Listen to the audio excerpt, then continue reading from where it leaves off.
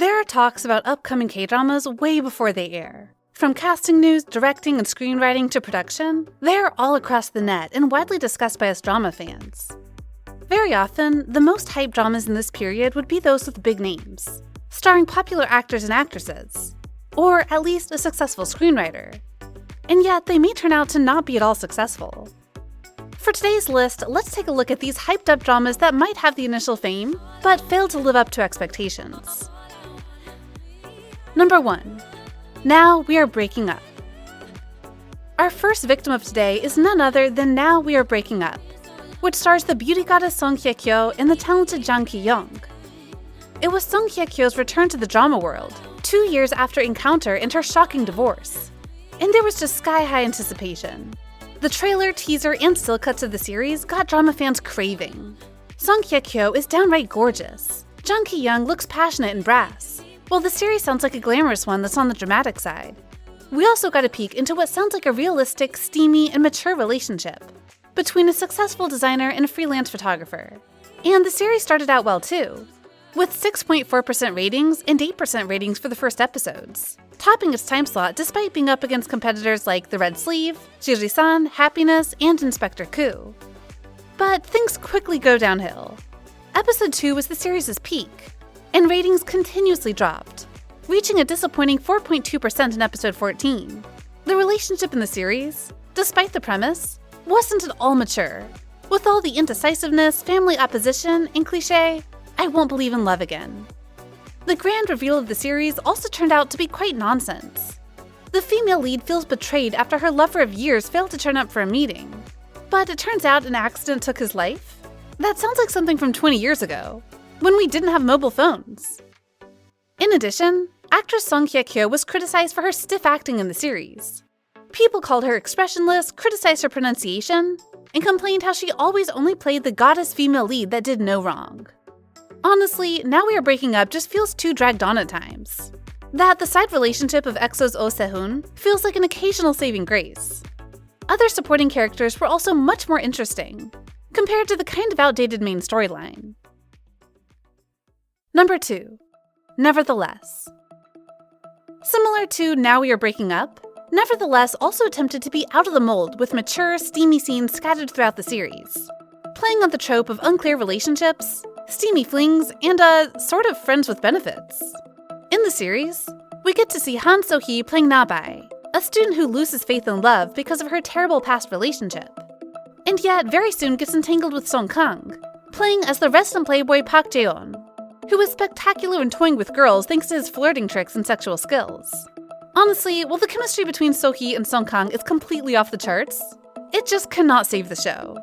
The series has 10 episodes, which is not particularly long, mind you, and yet it feels so dragging, filled with nothing but sex, kisses, and red flags, and that's about it.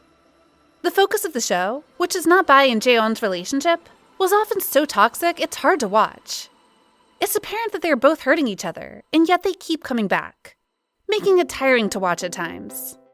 And while we do get brilliant moments of side couples, particularly the very soft, very melting and hard-to-see girl-girl love, there were not enough to save the show.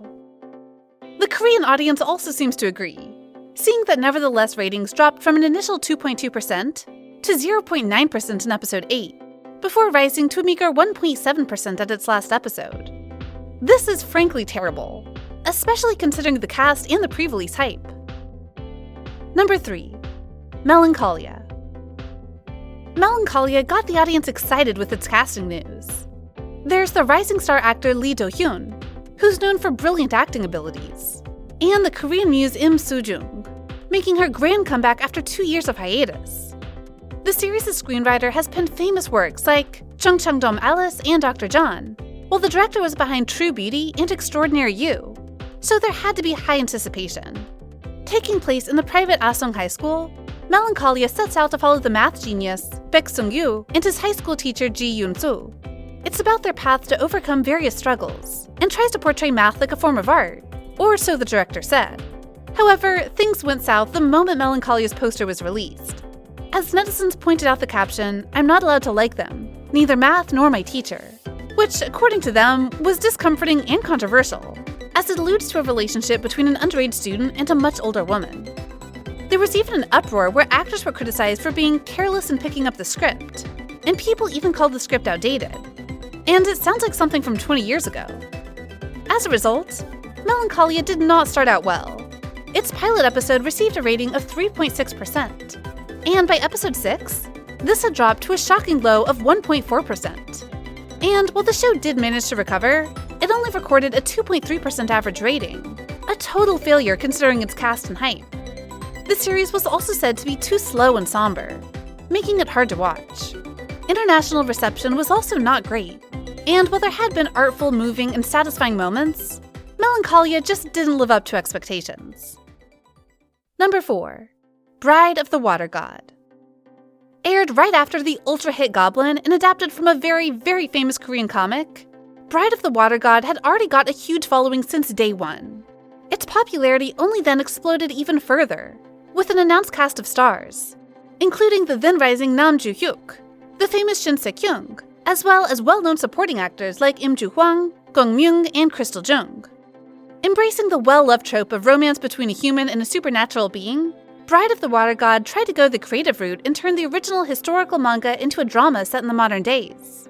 However, it made the fatal mistake of going too far, and thus completely ruined the source material. For starters, there was the charming and mysterious male lead Habek, who, in the drama, had turned into this weird dude with irrational behaviors and low-cost special effects magic. His bride, Soa, though a trained psychiatrist, doesn't seem to have control over anything, and is more often than not a tear generator rather than a problem solver. Apart from nonsensical writings and a plotline that seems to head nowhere, many audiences also criticize Shin Se-kyung and Nam Jo-hyuk for their questionable acting skills and lifeless chemistry.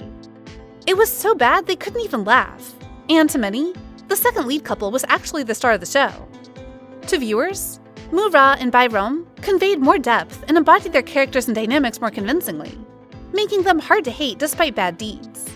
Bride of the Water God was just so inexplicably bad to both new TV viewers and the original fans that it came as no surprise when the ratings flunked terribly, recording a disappointing average of 3.1%. Number 5. When the Weather is Fine.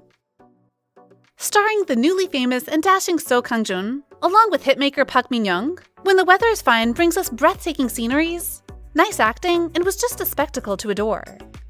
When the Weather is Fine connects two troubled souls, whose emotions heal each other's wounds and keep them warm amidst the wintry weather of Gangwon Province. Here, we follow the Seoul-based cellist Mok Hae-won, as she seeks refuge from her painful city life, and reunites with an old friend Im Un-sob, who now owns a bookstore.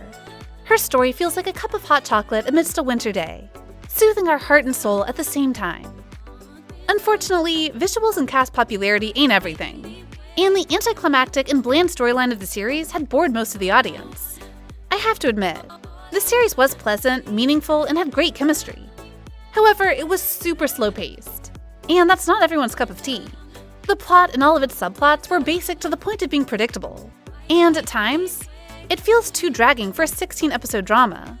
Even the lead actress, Park Min-young herself, had expressed that she felt the story was too bland, and perhaps the series' 2.2% average rating had been evidence of this feeling. Perhaps When the Weather is Fine would have worked better as a movie, where it wouldn't have to fill up too many empty scenes. Number 6. Entourage. For our final mention, let's arrive at the K-drama Entourage, which was adapted from a madly successful US show of the same name.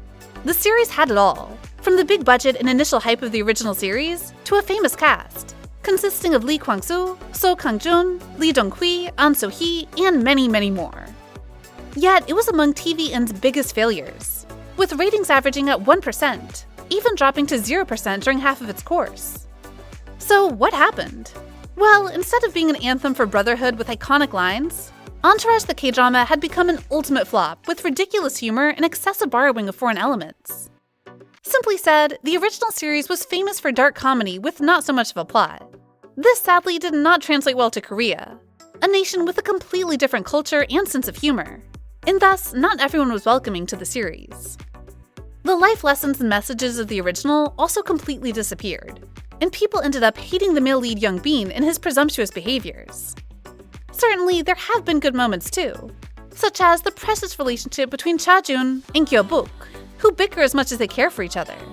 but they were simply not enough to save this mess of a series. Better just watch the original, many people said. And that's the list.